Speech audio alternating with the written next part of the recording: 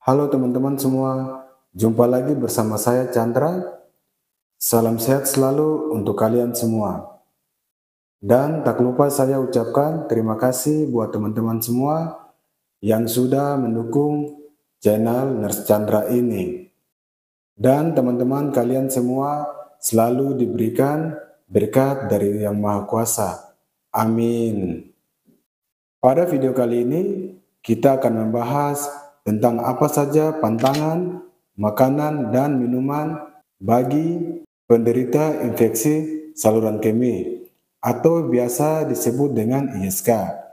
Nah, teman-teman, infeksi saluran kemih adalah suatu penyakit yang rentan terjadi pada setiap orang, namun pada wanita lebih beresiko terkena infeksi saluran kemih ini dibandingkan dengan pria. Karena secara anatomi, wanita memiliki uretra yang lebih pendek. Akibatnya, bakteri dapat mencapai kandung kemih lebih cepat. Namun, tidak semua orang mengalami infeksi saluran kemih mempunyai gejala yang khas.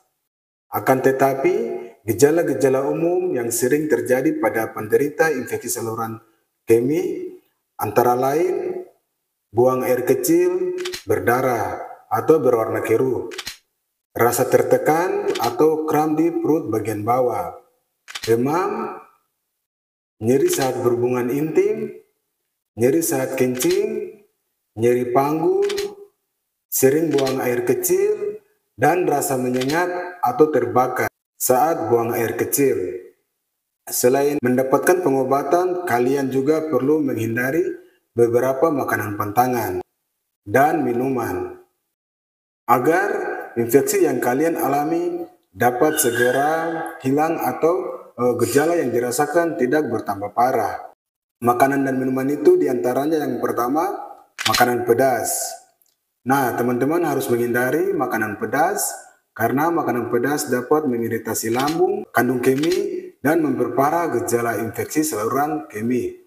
Oleh sebab itu, hindarilah cabai merah dan juga lada hitam, serta makanan yang mengandung pedas di dalam makanan kalian. Untuk kita masyarakat Indonesia, yang memang makanan pedas itu sudah menjadi menu wajib.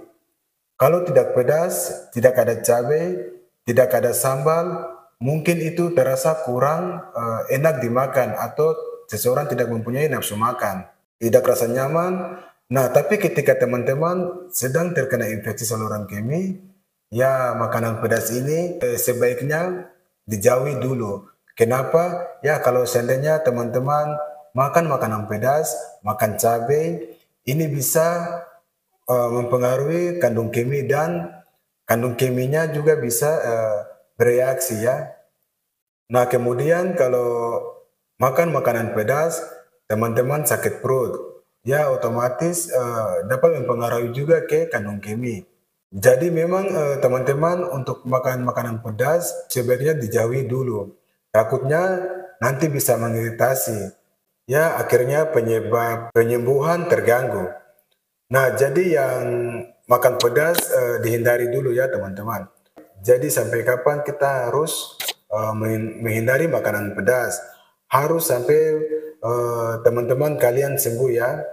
Kemudian setelah teman-teman sembuh dari ISK, jangan terlalu banyak atau berlebihan mengkonsumsi makanan yang pedas. Takutnya teman-teman bisa diare. Yang kedua, minuman bersoda. Minuman bersoda mengandung kafein dan pemanis buatan. Sebagai kandungan tersebut dapat memperparah gejala ataupun keluhan infeksi karena mengiritasi kandung kemih. Minuman bersoda yang umumnya kita kenal adalah soft drink dengan beberapa rasa, tetapi ada pula air putih yang juga mengandung soda. Yang ketiga, minuman beralkohol. Pantangan infeksi saluran kemih berikutnya ini adalah minuman yang mengandung alkohol. Karena alkohol bersifat diuretik, sehingga dapat menciptakan volume urin yang lebih besar. Dengan cepat, hal ini dapat mengiritasi kandung kemih dan melemahkan tonus otot panggul. Yang keempat, Kopi. Kopi bersifat stimulan dan iritan pada kandung kemih. Iritasi pada kandung kemih dapat memperburuk keluhan yang kalian rasakan. Jadi, dengan membatasi kopi saat teman-teman mengalami infeksi saluran kemih, dapat mengurangi gejala yang kalian rasakan. Yang kelima, pemanis buatan. Menambahkan pemanis buatan di dalam makanan kalian dapat memperparah keluhan infeksi saluran kemih. Ada salah satu studi menemukan pemanis buatan dapat memperparah gejala radang kandung kemih kronis. Alternatif saat kalian mengalami infeksi saluran kemih, kalian dapat memanfaatkan bahan-bahan dengan manis alami untuk masakan teman-teman sekalian. Yang keenam, buah-buahan yang dengan rasa bersifat asam. Makanan lain yang tidak boleh dimakan saat teman-teman mengalami infeksi saluran kemih adalah buah-buahan yang mengandung asam, seperti tomat, jeruk nipis, dan lain sebagainya. Hal ini juga dapat mengiritasi kandung kemih dan memperparah gejala infeksi saluran kemih. Nah, saat kalian mengalami infeksi saluran kemih, bukan hanya makanan dan minuman yang perlu diperhatikan, tetapi beberapa perilaku buruk juga sebaiknya dihindari untuk mencegah bertambah parahnya keluhan, misalnya tidak berobat atau menunda konsultasi dengan dokter. Pengobatan infeksi saluran kemih memerlukan antibiotik yang hanya bisa didapatkan dengan resep dari dokter. Jika teman-teman menunda, maka meningkatkan risiko komplikasi yang lebih serius. Kebiasaan lain seperti tidak minum antibiotik sesuai dosis dan anjuran, kurang minum air putih, dan menahan buang air kecil juga sebaiknya dihindari. Seseorang dengan infeksi saluran kemih sangat disarankan untuk mengkonsumsi lebih banyak air putih.